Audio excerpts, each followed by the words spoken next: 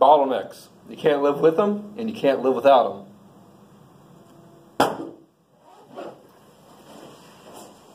So yes, bottlenecks. That's what we need to learn about. These are very important. With any business, no matter what you're doing, these are something that's going to arise. No matter where you are, it's going to happen, and then you're just going to have to deal with it. How are we going to deal with it? Because we went to your class and we learned about bottlenecks and supply chain management. Now, this is one small part. It's bottlenecks. You don't think it's very crucial. However, it can destroy your whole operation and cost you millions of dollars, depending on how large it is. I mean, if you're a small-time paperclip manufacturing company, it might only cost you a couple seconds.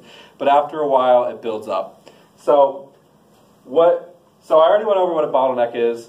It's a point of congestion. That doesn't matter. We're erasing that. That's something that will confuse everybody. So the point of congestion is a point of congestion. And so to reference this to something else. So in the goal, we were reading that and we found that there's two ways that you can have a bottleneck. Or like, you'll have one way and the bottleneck won't come out, but then the other way you will notice the bottleneck. So you have demand and capacity constrained systems. If you have a demand constrained system, if the demand is less than capacity, you won't notice the bottleneck. You might, but if you're not paying close enough attention to watching everything that's coming in and out of your system, you're just going to notice everything's getting sold. However, if you have a capacity constrained system where the demand is more than capacity, you will more than likely find out where your bottleneck is because there's going to be a buildup of inventory in front of it, and behind it, the next machine's going to be starving to just eat up whatever it is. If it's Cheez-Its, it's going to want to put that cheese all over.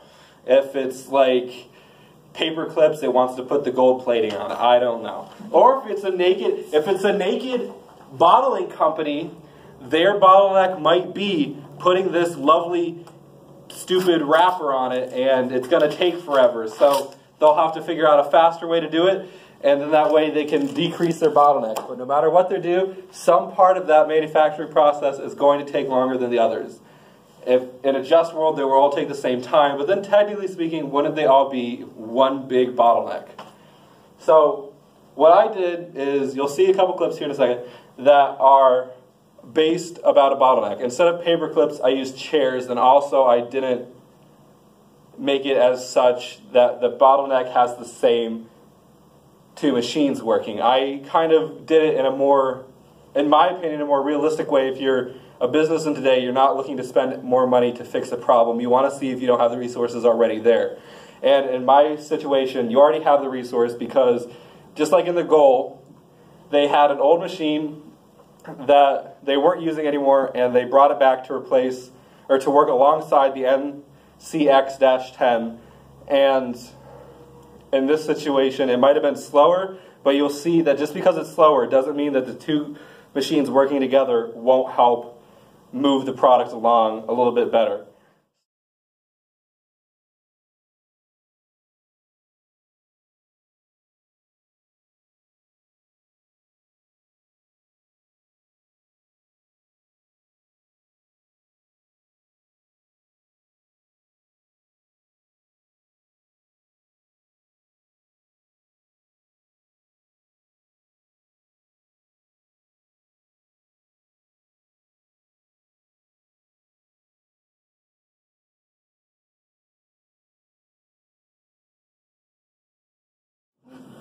Alright, so we got Savannah,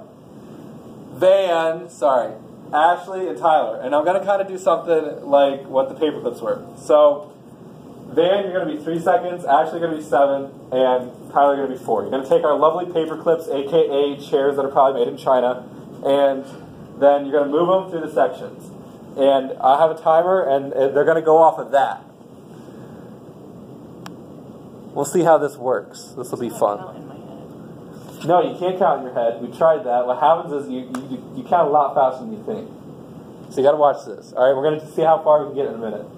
Once you get the chair, you start counting. Go.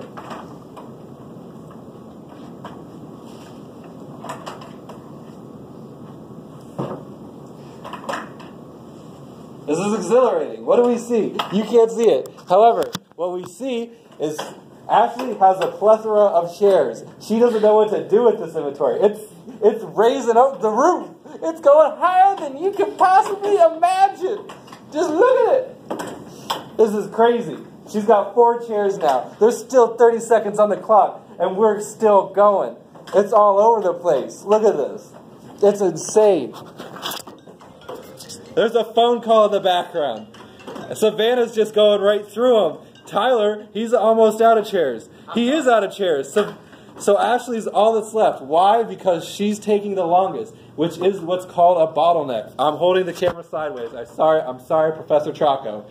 And now we're all dependent on how fast Ashley can go. Stop. We're going to change it up a little bit, and what we're going to do this time is we're going to add a second bottleneck. Wow, this isn't the news, man. All right?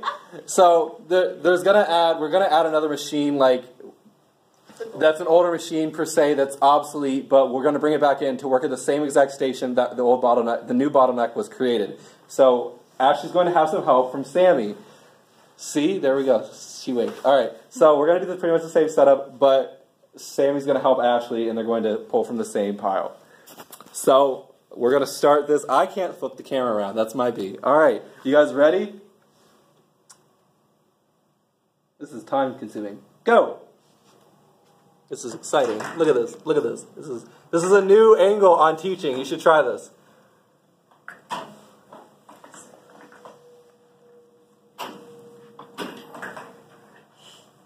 The chair legs are creating their own bottleneck.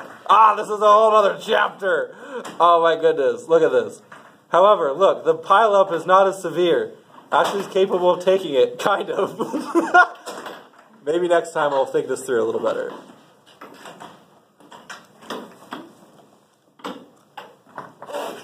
It's going along quite swimmingly.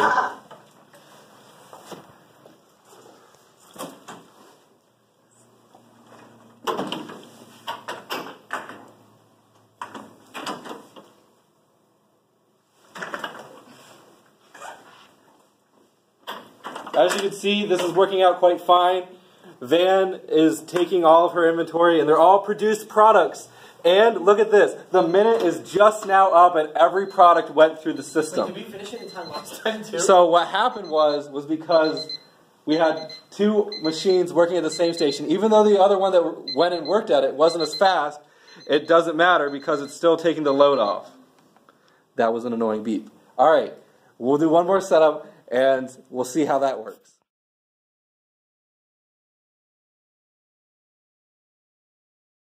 Time we have Van with 2 seconds. Ashley's still 7 seconds because we don't think she's a bottleneck and she can hold her own because she's a strong, independent woman who's graduating college in a couple days. But then we have Tyler and Sammy, and they are both going to be doing 2 seconds. So we improved Tyler and gave him a couple updates, you know, maybe put some Apple software in him instead of Microsoft. And Sammy is just going to be added to Tyler, and she's a new and improved device. Or human, I don't know, however you want to talk about it. So they're going to start here in a couple seconds, so now.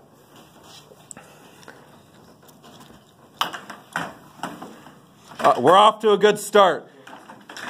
Ashley's a massive pileup, and this is working out terribly. Sammy's slagging behind, but that's okay. We can expect some breakdowns. That's why she's there. So Ashley is struggling at her 7-second pace. Maybe we should have saw this coming with our, if we would have taken your class before we started this venture. But that's okay. That's what this is for. This is a learning experience. Ashley's going slow and steady. However, what you will see is if you compare this to the other video, Van's output really isn't affected no matter what we do. It's all dependent on Ashley. Ashley, if she can't move any faster, no matter what Van does, she's going to be twiddling her thumbs between finishing her product. Tyler and Sammy, they were moving right through it. They were just going like it was nobody's business. However, in the end, what are they doing? They're standing there. They're standing there. What are you doing? It's finals week. You got stuff to do. The alarm went off? All right, so what do? We ended up with 2 chairs at the end again like we did the first time. All right, so what you just saw was about the bottlenecks. Obviously they exist. They're like They're like global warming. They exist. They really do. They're not extinct like mammoths. All right, you saw when Tyler was passing the chairs to Ashley and then Ashley to Van, you saw that they were building up right in front of Ashley. However, when you saw what we did was we couldn't get rid of the bottleneck. It's gonna be there. If we would have even decreased Ashley's by like 50%, she was still going to be at 3.5, which was still going to, it might have moved the bottleneck to someplace else, but it was going to be there. There was going to be a bottleneck somewhere in the system. So what we ended up doing, instead of doing that, we literally just added an old machine, quote unquote, to Ashley. That ended up helping and decreasing the system time. So it allowed, so you ended up having 7 seconds and 9 seconds, and both those together helped with decreasing the bottleneck, how much it is causing a ruckus in the system. Because you had the 7 and 9 working in tandem, and even though it was an old machine, you saw at the end of the minute strip of production that the whole system had ran through. Everything had been through in the whole system, and we never had the problem anymore. So what's that leave us with? So what I ended up doing at the end of all those was, I don't know if you caught it on camera, but what happened was I wrote down what was at the end. The production time was a minute. That's how much stuff could run in a minute. So what we found was in 1 minute you could run 8 chairs, or whatever you wanted to call it, with the 473 was that we had, the bottleneck was at the station. I left the bottleneck in the station the whole time, just, it was so much easier. But, so the second time, we didn't do anything except add a machine. It worked actually so much better. And you didn't even add a faster machine. You added a slower one. But what happened was, it took the load off. The load was taken away from the other, and it was split between the two. It wasn't even the same, it wasn't faster, it was old, obsolete, but it worked. And so if I would have done anything different with the bottleneck, if I would have, well, I even showed you. So what I did was I threw Sammy to help Tyler. I even improved them. I even gave them a best shot. I gave Tyler and Sammy both 2 second times. So they were best machines that possibly could run. I even improved Van. She was even faster. She was going at 2 seconds apiece. So these 2 stations were running at 2 seconds apiece. Technically speaking, that Tyler and Sammy were running faster than that. But what ended up happening was they ran through all their stuff. They were running at full capacity. They were perfectly fine, but they eventually ran out of inventory. So where was their inventory? Well, one, we didn't release anymore. Technically, I ran out of chairs, but we didn't release anymore. So they all got stuck right in front of Ashley. When they got stuck in front of Ashley, she had to still process them. Van couldn't take anymore. She couldn't, and she was after there. She had no inventory in front of her. Everything that was after her, assuming that it was capacity constraint, so we're running at maximum capacity, everything she had on the other side, it was gone. It was sold, no longer needed. But Ashley had to process every 7 seconds. So she could do 70 in a minute, or an hour. She could do 70 an hour. And so the problem was, she was left with 2, but that more or less was because it took Tyler, he had to process through his for the first 2, and then Ashley got hers. It took her 2 seconds to get hers, so then she was able to process, and on top of that there was a couple other things. However, it proved my point, because obviously the same exact mistakes were made, was that the first time when the first and the last time were the times that the bottleneck was not touched. We ended with 2 on the bottleneck station, and only 8 had been processed fully. However, when we added something to the bottleneck and we fixed the bottleneck, quote unquote, it actually improved production and we ran through all of our inventory. So, what I'm trying to say is that whatever you do to the bottleneck, whether it's before or after, means nothing. Unless you're doing quality control, then your customers might be a little bit happier. But when you're in front of or behind the bottleneck, everything's going to stand still. Tyler and Sammy, or just Tyler before Sammy was in the picture, he was done. He was waiting. So wasn't Van. She was waiting a lot of the time for Ashley to finish. Ashley was running at 100% capacity. She had no time to spare. However, if you would have kept Tyler going, he would have accomplished nothing, because all that money you're putting into the production of the chairs or whatever, they get nowhere because they still have to go through Ashley. Ashley is determining the rate of everything that's coming out of this process.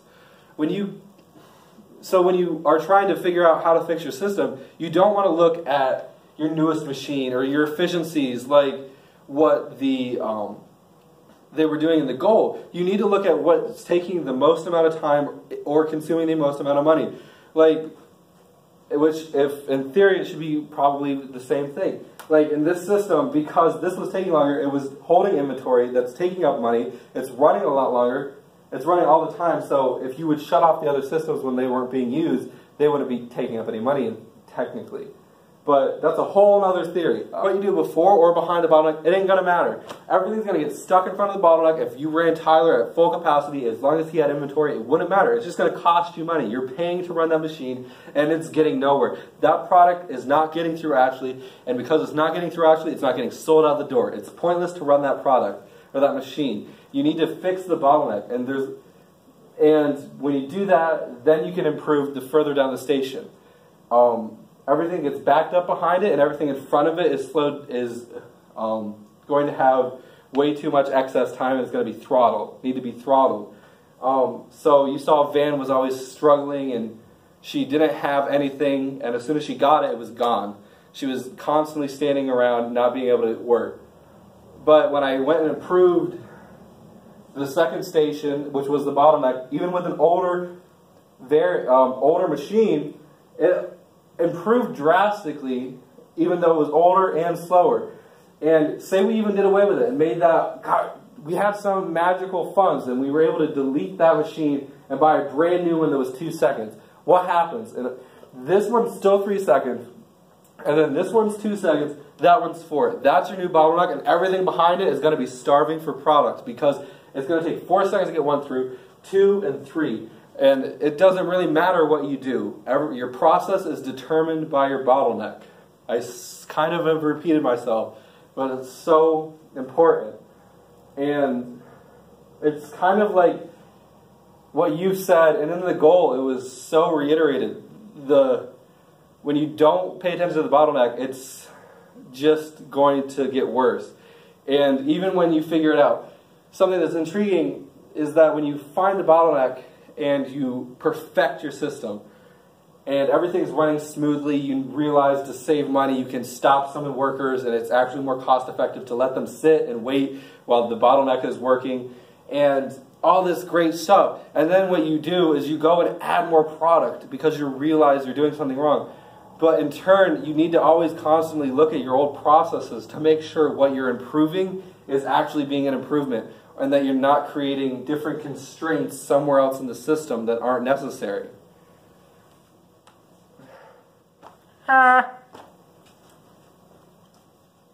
She's looking at me like, what the hell is goddamn kid? I hope I bleeped out or deleted all the swear words, so there are not any in there. I hope that this was descriptive and explained enough. And I hope you have a great summer. And yeah, don't forget to buy naked juice bottles. I kind of mutilated mine, so I don't have it anymore. But this was all bottlenecks. They're in the world. You got to live with them.